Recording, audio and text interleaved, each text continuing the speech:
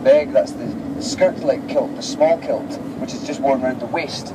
But the philomore is worn up and over the shoulder, it can be wrapped around the back of your head, it kind of comes round your back and round your waist and round your legs, pretty much worn down to ankle level. It was like a huge big, when you take out the actual bit of plaid, which is the big large piece of cloth, it can stretch out about 14 foot long. It's a huge, huge big bit of material. But Highlanders had these because they would wear them, they would use them as a sleeping bag, they would camp under them, they would use it, they would create pockets by little neat folds to carry things. So the philomore was a very practical piece of equipment. But it was an incredibly hot day.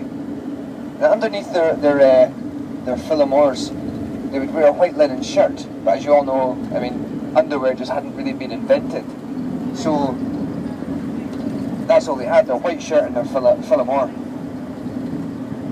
Now, because it was such a hot day, it was agreed amongst the clans, and all the men for that matter, that they would